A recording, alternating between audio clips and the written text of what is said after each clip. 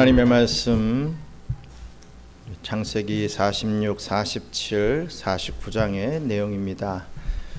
우리 창세기 47장 7절로 10절 말씀만 함께 봉독하겠습니다. 함께 읽겠습니다. 요셉이 자기 아버지 야곱을 인도하여 바로 앞에 서게 하니 야곱이 바로에게 축복하매 바로가 야곱에게 묻되 내 나이가 얼마냐? 야곱이 바로에게 아뢰되 내 나그네 길의 세월이 130년이니이다. 내 나이가 얼마 못되니 우리 조상의 나그네 길의 연조에 미치지 못하나 험악한 세월을 보내었나이다 하고 야곱이 바로에게 축복하고 그 앞에서 나오니라. 아멘.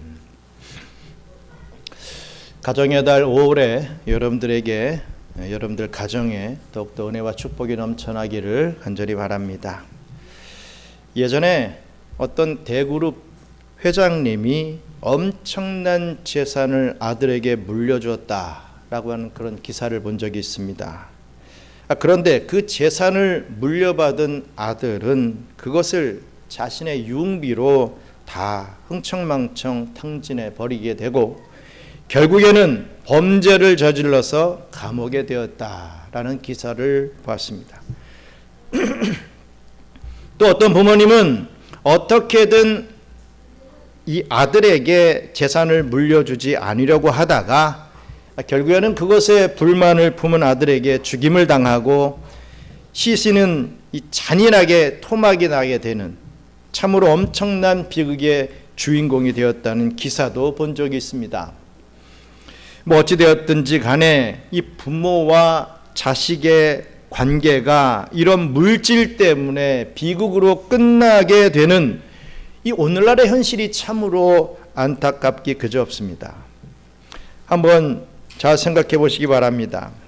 부모는 일찍부터 이 자녀에게 재산을 물려주고 나면 찬밥 신세가 될 것이다 라는 것을 걱정하는 이 현실,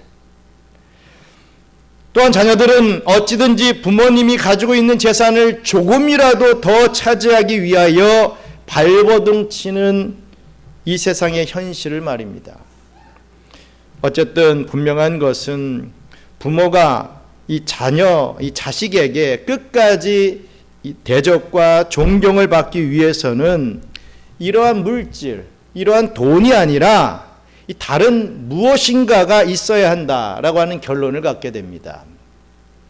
오늘 본문을 통해서 믿음의 조상인 야곱에게 저와 여러분들은 그것이 무엇인가, 과연 무엇인가를 배울 수 있게 됩니다. 부모로서의 노년의 야곱은 물질 때문에 자식들에게 존경받았던 사람이 아니었습니다. 오히려 야곱은 그런 면에 있어서는 자식들에게 내세울 게 전혀 없었던 사람이었죠. 하지만 그렇다고 해서 야곱의 노년이 자식들 앞에서 무력하거나 이 초라한 것은 결코 아니었습니다. 오히려 야곱은 마지막 세상을 떠나기 전 침상머리에서까지 자식들에게 이 자식들 앞에서 오직 아버지만이 보여줄 수 있는 권위와 영광이 가득 차 있었던 것을 봅니다.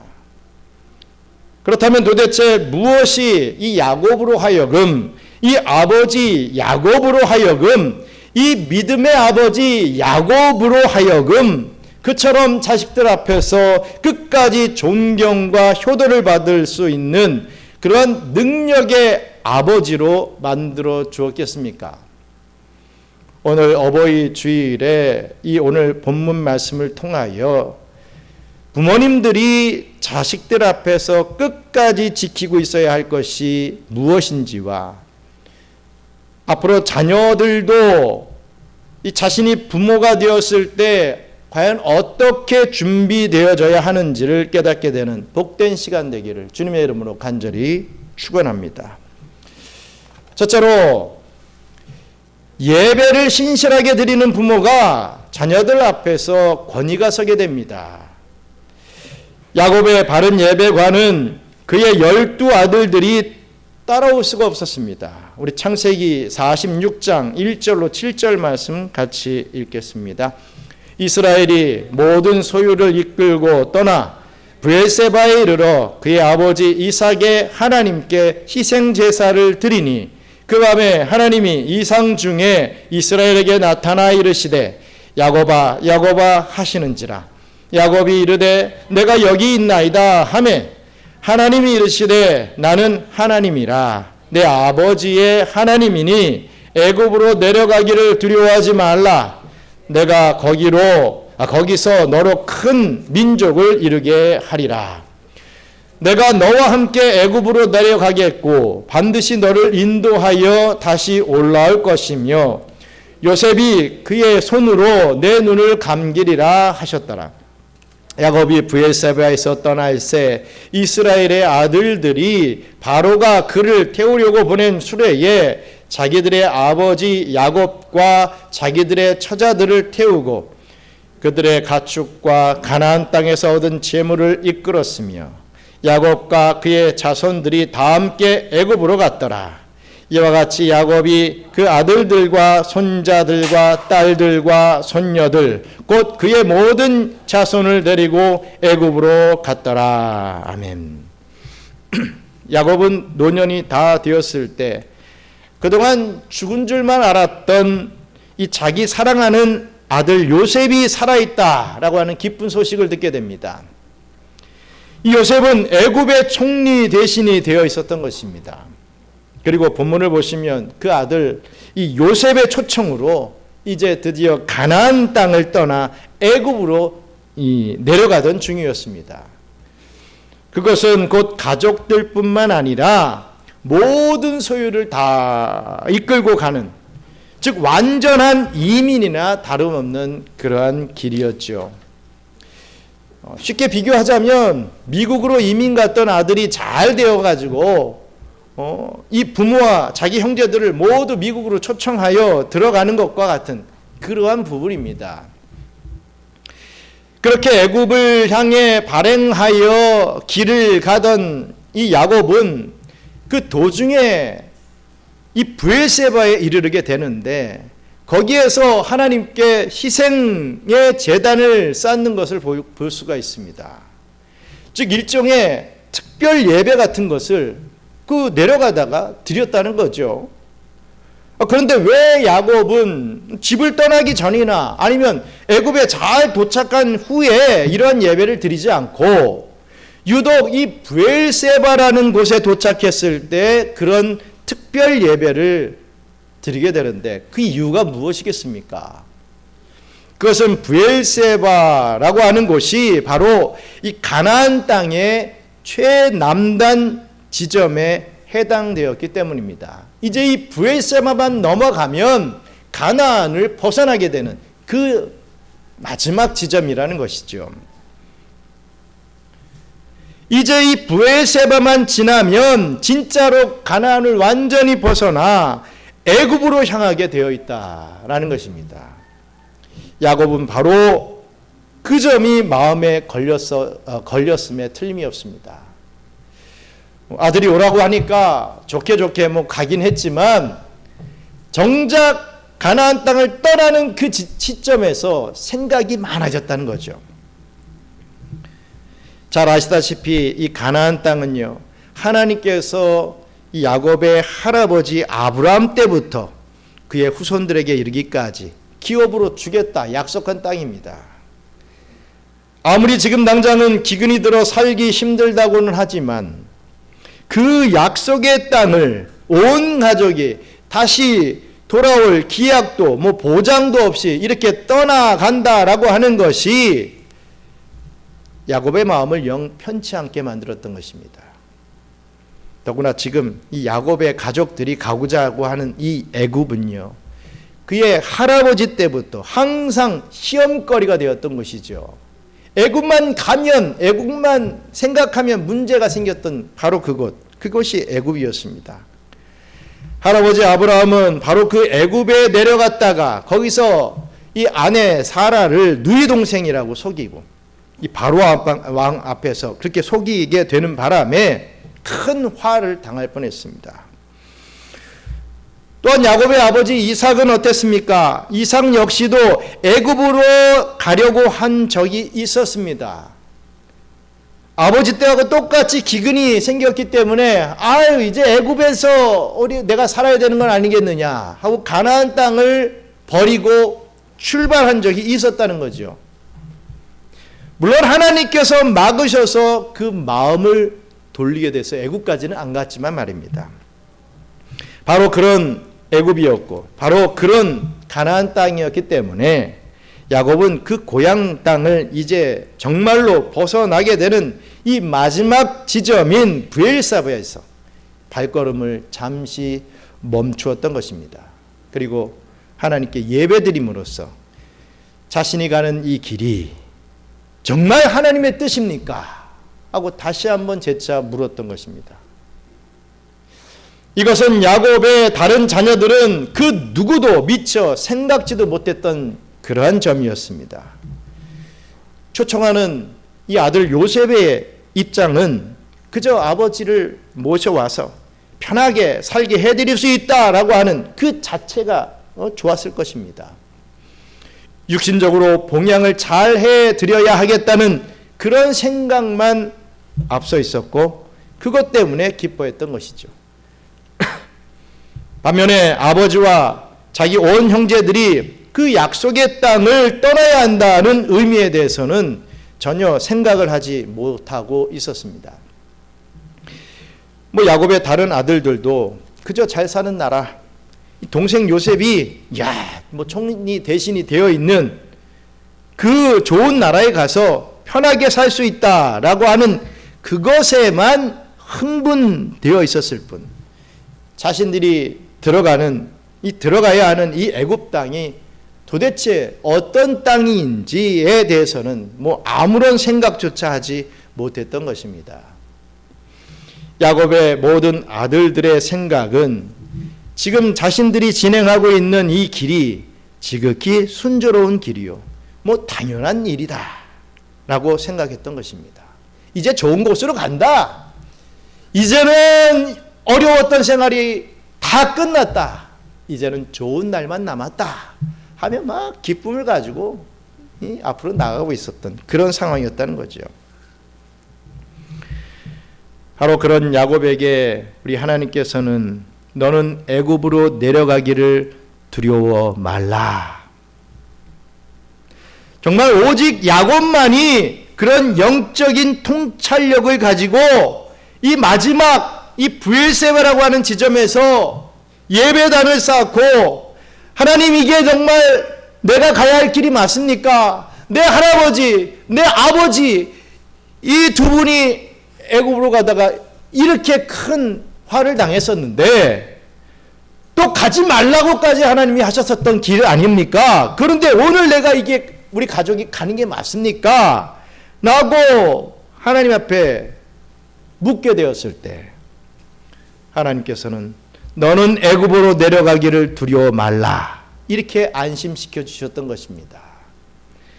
그리고 그것뿐만 아니라 정녕 내가 너와 내 자손을 다시 가나안으로 인도하여 올라오게 할 것이다. 너는 영원히 애굽에서 사는 그런 존재가 아니라 다시 가나안으로 내가 불러들일 것이다 라고까지 약속을 해주십니다. 이처럼 야곱은 자신과 가족의 앞날이 걱정되는 가장 중요한 시점에서 하나님 앞에 예배드릴 줄 알았던 아버지였고 그 결과 하나님의 뜻과 약속을 다시 한번 받을 수 있었습니다. 그렇습니다. 오늘날 역시 이 자식들이 세상 물정에 밟고 이 사회를 적응하는 능력은 앞설지 몰라도 이처럼 하나님 앞에서 영적으로 예배를 드리고 하나님의 인도하심에 자신의 인생을 맡길 줄 아는 신앙에 있어서는 지극히 부지하고 무능력할 때가 참 많습니다. 자기들 잘났다고 막 이렇게 해야 되지만 이 자식들이 무지하고 무능력할 때가 많다는 거지요. 오직 야곱과 같은 부모된 자는 바로 이 점에 있어서 자식들이 절대로 따라오지 못하는 귀중한 영적 리더십을 발휘할 수 있었던 것입니다. 자식들은 어디 가서 살면 돈 벌기 좋을까? 어느 곳에 집을 사두면 또 나중에 팔 때 이윤을 벌 수 있을까? 어디서 자녀 교육을 시키면 제일 좋을까? 라는 것들만 생각하고 여기저기 돌아다니며 바쁘게 살아갑니다. 이 직장이 좋을까? 저 직장이 좋을까? 이 집이 좋을까? 저 집이 좋을까? 이 학교가 좋을까? 저 학교가 좋을까? 맨 그것만 생각하며 살아간다는 거지요. 그리고 비교하면서 쟤보다는 내가 나아야 되는데, 이 아들과 저 딸보다는 우리 자녀가 나아야 되는데, 항상 그것만 생각하고 바쁘게 살아갑니다. 하지만 우리 믿는 부모님들은 그럴 때마다 그런 자식들의 앞날을 위해 기도해 줄 수 있어야 합니다. 그런 자식들의 이 바른 판단을 위해 성경 말씀으로 조언해 줄 수 있어야 되는 것이죠. 그냥 세상에 똑같은 지식 가지고만 야, 네 생각 그거 틀렸어. 이게 맞아. 내 말대로 해. 그래야 더 나을 수 있어. 그래야 돈 더 잘 벌어. 뭐 이런 얘기를 하는 게 아니라 성경 말씀을 가지고 조언을 해줄 수 있는 그 위치까지 올라가야 된다는 것입니다. 그런 자녀들로 하여금 어찌든지 교회 중심으로 예배 생활에 충실할 수 있도록 이끌 수 있는 그런 부모가 되어야 된다는 거죠. 자녀들에게 딸려가는 부모가 아니라 자녀들을 이끌어올 수 있는 그런 영적 리더십을 갖출 수 있는 그런 부모가 되어야 되는 것입니다. 이처럼 자신의 가족과 자녀들의 이 가정을 위해서 늘 먼저 하나님 앞에 무릎 꿇고 예배 드릴 줄 아는 부모가 되시면 바로 그런 부모님 앞에 그 자녀들은 항상 머리를 숙이고 공경하게 될 수밖에 없음을 기억하시고 가정의 제사장으로서의 영권을 끝까지 지키고 또한 행하시는 우리 믿음의 부모님들이 다 되시기를 간절히 바랍니다. 둘째로 신실한 신자로서의 자세를 지키는 것이 부모가 보여주어야 할 모습입니다. 우리 창세기 47장 7절로 10절 말씀 같이 읽겠습니다.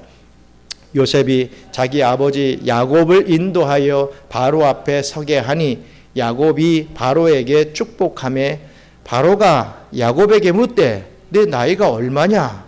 야곱이 바로에게 아뢰되 내 나그네 길의 세월이 130년이니이다. 내 나이가 얼마 못 되니 우리 조상의 나그네 길의 연조에 미치지 못하나 험악한 세월을 보내었나이다 하고 야곱이 바로에게 축복하고 그 앞에서 나오니라. 아멘. 이렇게 애굽에 도착한 야곱 일행은 당대 최고의 통치자였던 애굽 제국의 왕 바로 앞에 서게 됩니다. 그런데 여기서 이 아버지 야곱이 애굽의 바로 왕을 대하는 모습이 정말 대단했습니다. 상식적으로 있을 수 없는 그런 행동을 합니다. 야곱은 아들 요셉의 인도를 받아 바로 왕 앞에 서게 된 순간 즉시 손을 번쩍 들고 바로 왕을 축복합니다. 그뿐만 아니라 그 대면이 다 끝났을 때도 다시 한번 야곱이 바로에게 축복하고 그 자리에서 나왔다라고 지금 성경은 말하고 있죠. 뭐 세상적으로 본다면 야곱에게 바로왕 같은 사람이 축복받을 것이 과연 무엇이겠습니까? 아니 누가 감히 왕 앞에서 손을 딱 들고서 왕을 축복해 준단 말입니까? 정말 상식적으로는 있을 수 없는 일이죠. 그런데 그것을 지금 야곱이 하고 있습니다. 온 천하를 다 쥐고 있는 바로왕에게 야곱처럼 그저 늘 굶어 죽지 않으려고 남의 나라에 이민 온 그 무력한 시골 노인네 주제에 어찌 그런 축복이라는 것을 이 야곱이라는 자가 이 왕의 이 바로에게 할 수 있겠습니까? 하지만 하나님을 뒤에 업고 있던 야곱은 그처럼 여유만만했던 것입니다. 비록 온 세상을 호령하는 군주라 할지라도 그를 위하여 오히려 축복해 줄 수 있는 이 신자로서의 당당함과 이 영적인 부요함이 바로 이 야곱에게 가득했다는 것이죠. 비록 아무것도 가진 것 없는, 아니 국적조차 제대로 없는 떠돌이 나그네에 불과했던 야곱이었습니다. 하지만 130년의 세월을 오직 영원한 내세만을 바라보며 하나님 앞에서 살아왔던 이 야곱에게는 금세에서 모든 것을 다 가지고 있는 것처럼 보인 이 바로왕을 위해 오히려 축복해 줄 수 있는 여유가 넘쳐 흐르고 있었던 것입니다. 반면에 야곱의 아들 요셉은 그렇지 못했습니다.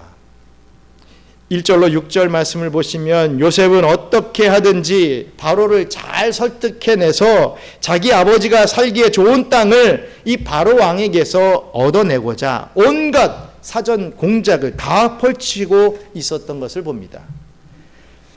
애굽 사람들은 전통적으로 목축을 혐오한다는 것을 잘 알고 있었던 요셉이었죠. 그렇기 때문에 그런 애굽인들과 이 마찰을 일으키지 않고 자기 형제들이 그 생업인 목축에 종사하며 살 수 있도록 바로의 허락을 얻어내려고 이 요셉은 온갖 머리를 다 짜내었습니다. 그래서 일부러 이 10명의 형들을 다 이 바로 왕 앞에 오게 하지 않았습니다. 바로 왕을 만나게 하지 않았습니다. 그 중에서 5명만 택해서 이 바로왕을 만나게 했습니다. 이것은 아마도 그래도 첫인상이 좋은 사람들을 특별히 골라서 그렇게 만나게 했을 것입니다. 인상이 좀 안 좋은 형제들은 제외해놓고 좀 그래도 선한 인생을 가진 이 5명만 대표로 만나게 했던 거죠. 그뿐만 아니라 형들로 하여금 바로에게 무슨 말을 어떻게 해야 하는 것까지 미리 다 사전에 리허설까지 했습니다. 왕이 뭘 물으면 이렇게 대답해라. 답안을 줬다는 거죠. 실수하지 말아라. 꼭 이렇게만 얘기해야 된다. 리허설을 했습니다. 물론 그것은 필요한 일이었고 요셉이 지혜롭게 대처해야 하는 그런 일이었습니다. 그래서 그 뜻대로 성취되기는 했다는 거죠. 하지만 그런 과정을 통하여 요셉이 바로 왕을 대하는 그 방법을 보면 이 자기 아버지 야곱이 이 바로 왕을 대할 때와 좀 다르지 않습니까? 그런 야곱의 여유가 이 요셉에게는 보이지 않는다는 거죠. 총리 대신입니다. 왕 다음으로 권력을 가진 그런 위치에 있는 자임에도 불구하고 한낱 시골 노인인 자기 아버지 야곱보다 여유가 없다는 거죠. 담대함이 없었던 것입니다. 왜냐하면 바로 그것이야말로 한평생을 하나님과 동행하며 예배를 드리며 살아온 영적 부모들만이 보여줄 수 있는 능력이기 때문입니다.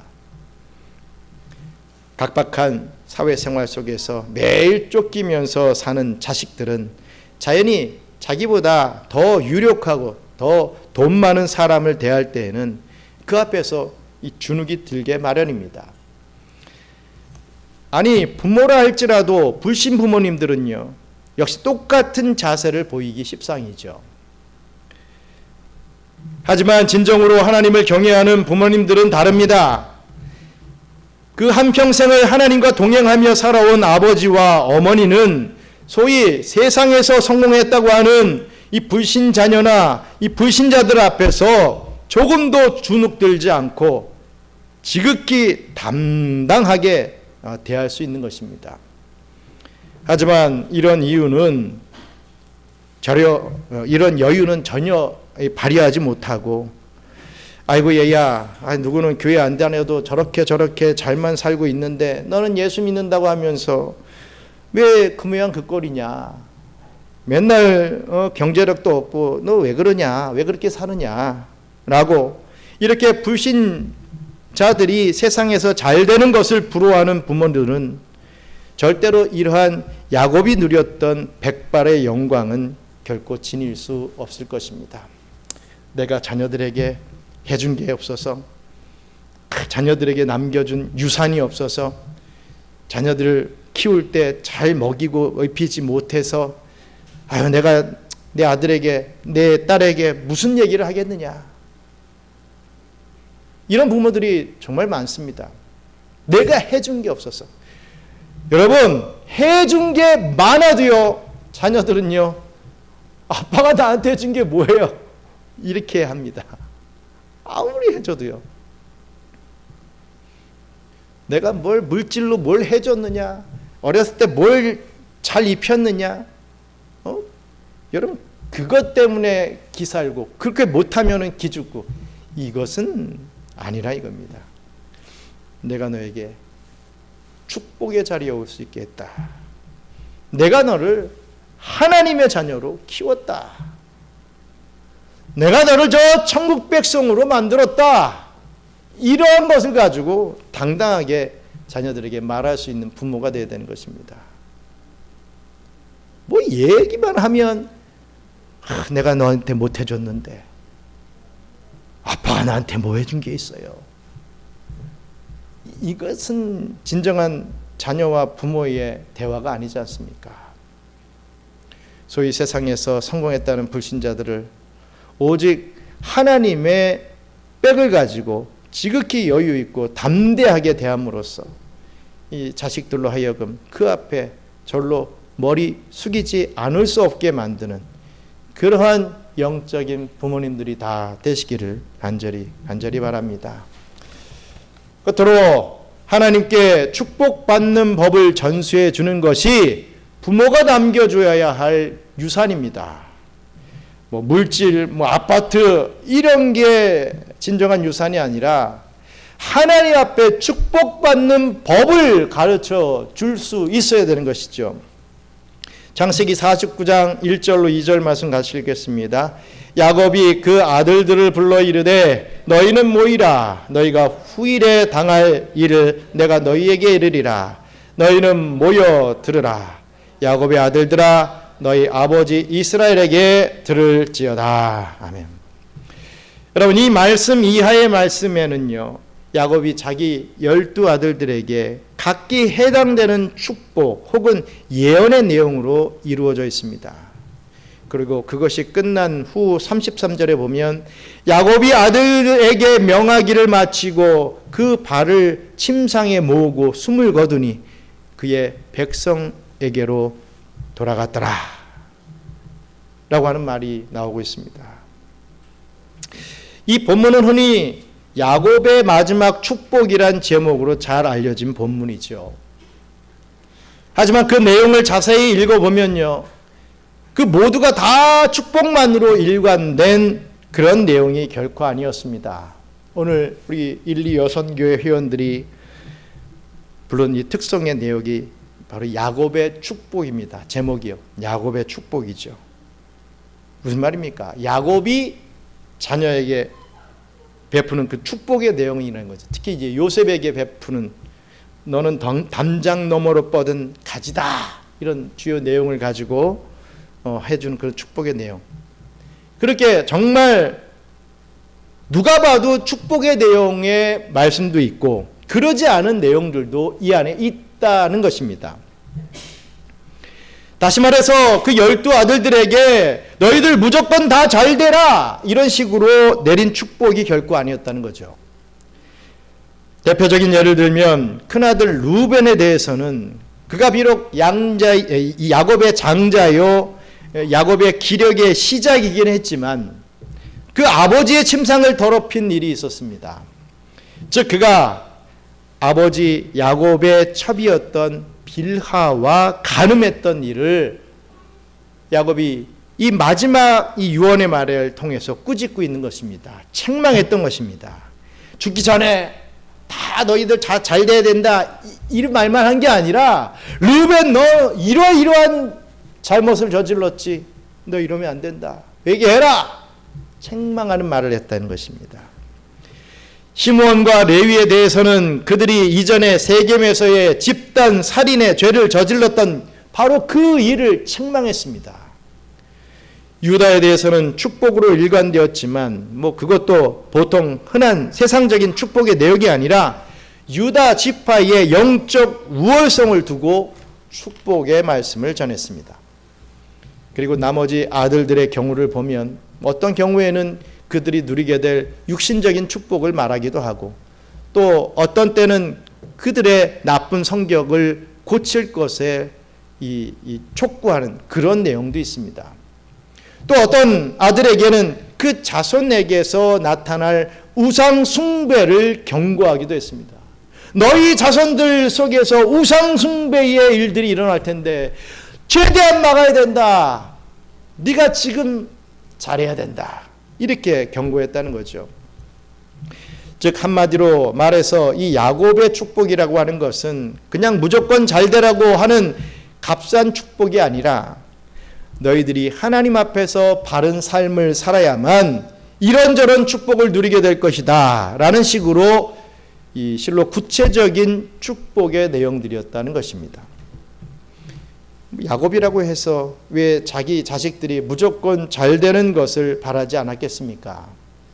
부모가 다 자신들이 잘 되기를 원하죠.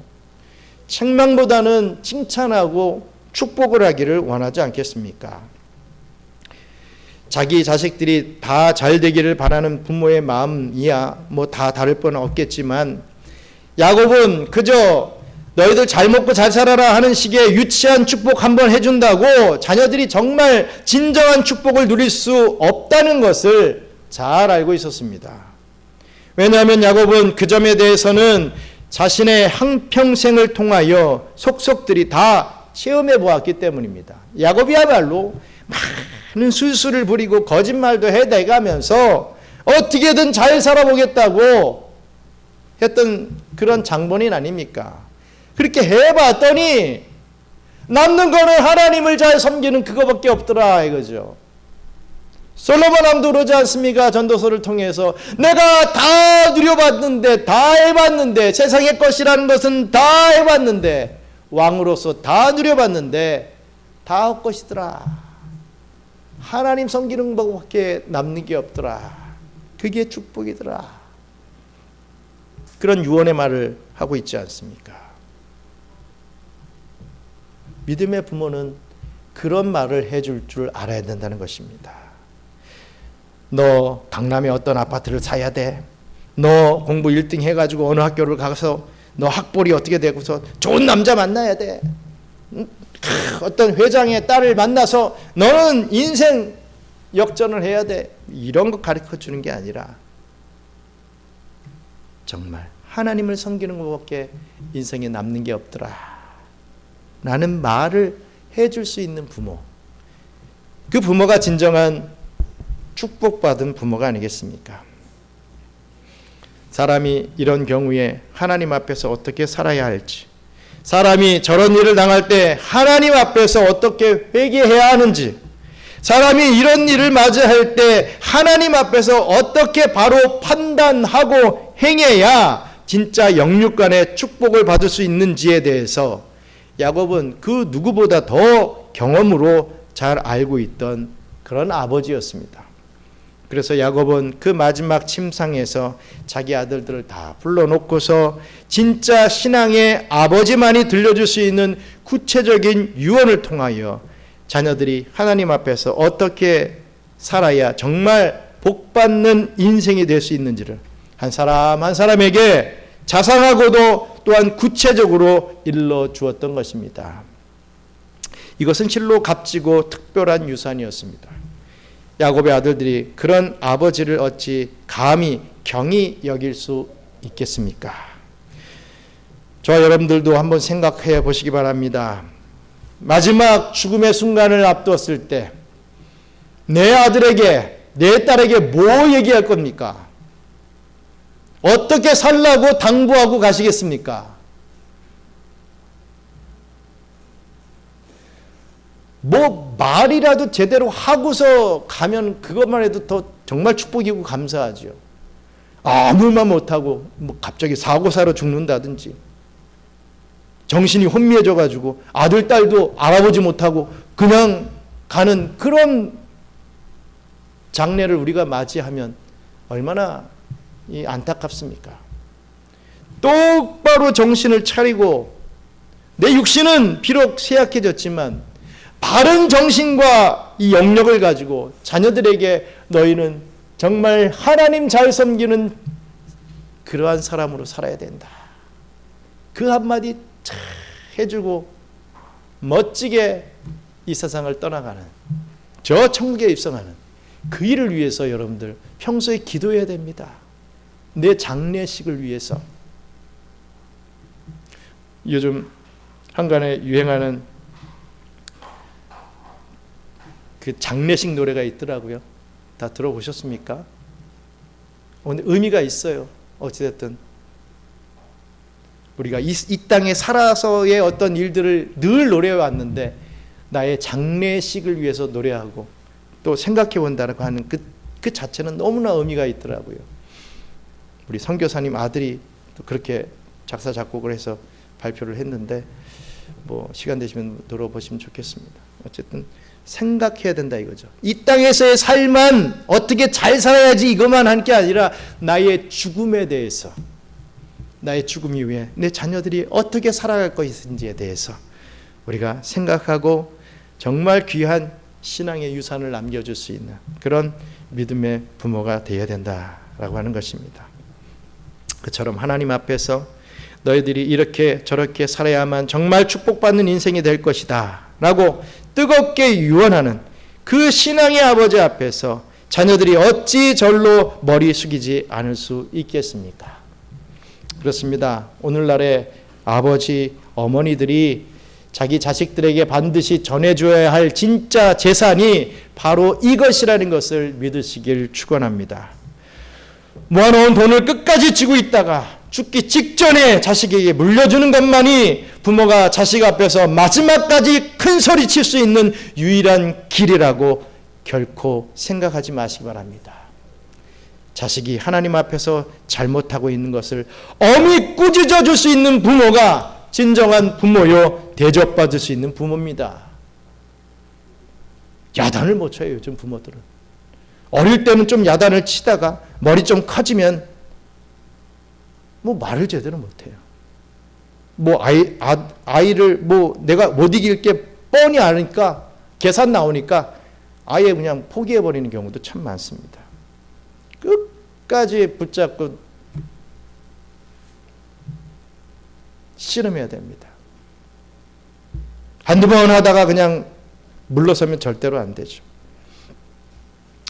여러분, 자식에게 몇 푼 돈 남겨주는 것보다 자식들이 어떻게 살아야 축복의 근원이신 하나님께로부터 참된 축복을 받을 수 있는지를 이 자신의 평생의 바른 신앙생활의 체험을 통해서 가르쳐 줌으로써 자식들에게 진정한 인생의 보배를 이 귀중한 유산으로 반드시 남겨주는 진짜 부요한 부모님들이 다 되시기를 간절히 바랍니다. 사랑하는 경양선교회 성도 여러분, 오늘 본문 말씀을 통하여 무언가 가진 것이 있는 부모만이 끝까지 자식들 앞에서 대접받고 존경받고 효도받을 수 있다는 것을 깨닫게 됩니다. 그것을 돈과 같은 물질이라고 착각해서는 안 됩니다. 그것은 그저 불신 부모들이 생각하는 그러한 부분입니다.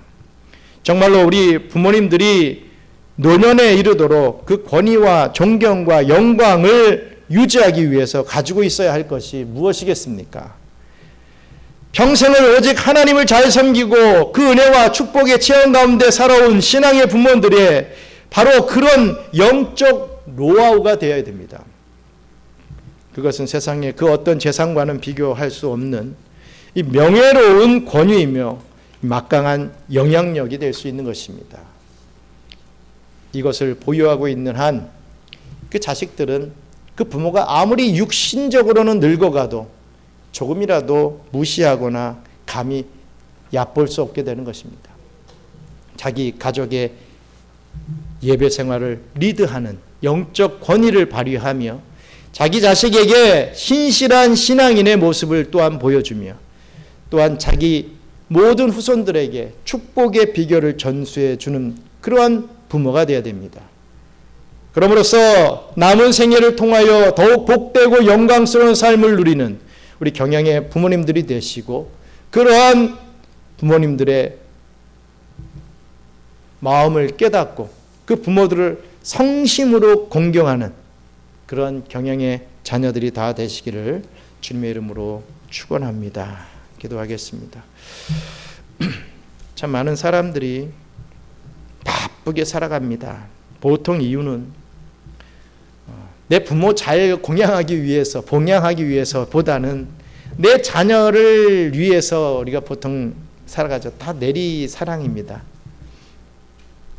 부모가 50만 원, 100만 원 막 줄 때는 아깝지 않죠. 부모로서 아깝지 않은데, 자녀가 부모에게 10만 원, 20만 원 준 거는 참 크게 보이고 좀 그런 부분들이 없지 않아 있습니다.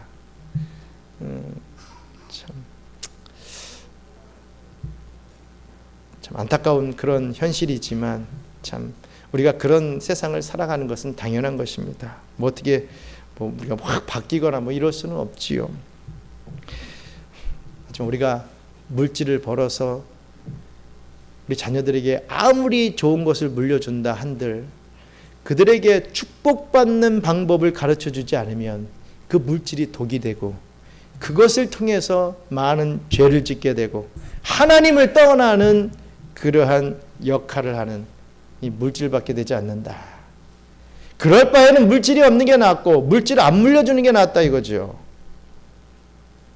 우리가 물질 좀 물려줬다고 부모로서 행사하고, 물질 못 물려주면 주눅 들고 사는 그러한 부모가 되지 말고, 또 그러한 부모 밑에 살아가는 자녀들 되지 말고, 정말 영적인 축복을 물려주고 또 그것을 받을 때에 감사할 수 있는 그런 부모와 자녀들 될 수 있는 저희들 되게 해달라고 함께 기도하길 원합니다. 기도하겠습니다. 감사합니다. 하나님, 저희들이 아무리 바삐 살며 어떻게든 물질을 모으며 또 그 물질을 가지고 우리 자녀들을 위하여서 물려주려 한다 하더라도, 아버지 하나님, 그것이 크든 작든 우리 자녀들이 뭐 받을 때는 좋아할 수 있지만 나중에 가서는 왜 나를 지옥 가게 했습니까? 왜 나를 교회로 인도하지 않았습니까? 왜 나를 하나님의 말씀 앞에 무릎 꿇게 하지 않았습니까? 그런 원망을 듣는 부모가 되지 않도록 주님 저희들을 강권하여 주시고, 내가 비록 물질과 그 좋은 것들, 남들이 좋다고 하는 것들을 물려주지 못한다 할지라도 정말 축복받는 방법을 가르쳐준 것에 대해서 더욱 당당하고 우리 야곱과 같이 정말 손 높이 들고 축복할 수 있는 그런 영권을 가진 부모들이 다 될 수 있게 도와주시옵소서. 또한 그런 부모님들을 모시고 있는 자녀들이 더 복받고 더 행복하고 더 많은 일들 감당할 수 있도록 주님께서 은혜를 더하여 주시옵소서. 감사합니다. 하나님, 세상에서 이리저리 바삐 헤매고 다닌다 할지라도 정말 우리의 삶의 목적과 본분이 무엇인지 깨닫게 도와주시고, 무엇보다도 나의 태에서 나온 내 자녀들이 정말 하나님의 축복을 받아 누리는 자녀들이 될 수 있게끔 그 축복을 받는 방법을 가르칠 줄 아는 그런 믿음의 부모님들이 다 될 수 있도록 우리 경양의 성도님들을 주님께서 붙잡아 주시옵소서. 어렸을 때부터 이 예배를 드리며 하나님의 말씀으로 자란 우리 자녀들이 얼마나 큰 축복을 받게 되는지 만천하에 보여주시고, 그들로 하여금 믿지 않는 자들이 하나님이 계시구나, 나도 하나님 앞에 무릎 꿇어야 되겠구나 라고 하는 그 역사가 계속해서 이루어질 수 있도록 주님 축복해 주시옵소서. 믿음으로 인하여 더욱 당당해지는, 담대해지는 그런 모습의 삶을 살아가는 부모와 그것을 담는 자녀들이 다 될 수 있도록 축복해 주시옵소서. 그런 믿음의 부모들 또 믿음의 자녀들이 주님 앞에 나와 귀한 예물 또 올려드립니다. 기쁘게 받아주시고 마음껏 축사하여 주시옵소서. 감사를 드리며 모든 말씀 예수님 이름으로 기도드리옵나이다. 아멘. 이제는 우리 우주 예수 그리스도의 은혜와 크고 놀라우신 창조주 하나님의 사랑과 성령님의 교통과 마위로 충만하심이 어버이 주를 맞이하여 하나님께서 허락하신 이 땅의 부모를 공경할 줄 알며 부모로서 자녀들에게 신앙의 문을 보이길 소망하는 우리 사랑하는 경양선교교회 모든 성도들 머리머리 위에 이제로부터 영원토록 함께 있을지어다. 아멘.